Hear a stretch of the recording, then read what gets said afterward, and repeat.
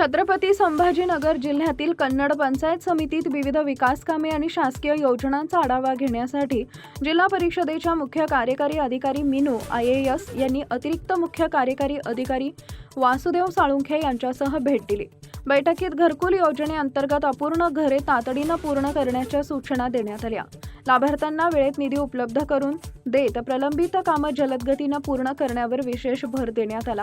याशिवाय महात्मा गांधी राष्ट्रीय ग्रामीण रोजगार हमी योजना अर्थात मनरेगा अंतर्गत मस्टर वेळेत काढणे, मजुरांना नियमित रोजगार उपलब्ध करून देणे, प्रलंबित कामांना गती देणे आणि मंजूर विकास कामे नियोजनबद्ध पद्धतीने पूर्ण करण्याचे निर्देश संबंधित अधिकाऱ्यांना देण्यात आले।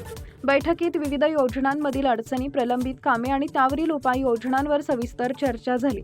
विकास कामांमध्ये पारदर्शकता, गुणवत्ता आणि वेळेत उद्दिष्टपूर्ती करण्यावर भर देत अधिकाऱ्यांना आवश्यक मार्गदर्शन करण्यात आले। यावेळी सहाय्यक गट विकास अधिकारी विजयकुमार पांडुरंगराव पंडित यांचीही उपस्थिती होती। टाइम्स ऑफ महाराष्ट्रसाठी छत्रपती संभाजीनगर कन्नड तालुका प्रतिनिधी संतोष खाजेकर यांचा रिपोर्ट। तालुक्यासाठी नाही, जिल्ह्यासाठी पण म्हणजे कन्नड मध्ये आता मी आणि माननीय अतिरिक्त मुख्य कार्यकारी अधिकारी आज इथे त्यामुळे आले होते की कन्नड तालुका थोडासा म्हणजे वेगळे वेगळे इंडिकेटर मध्ये मागे आहे।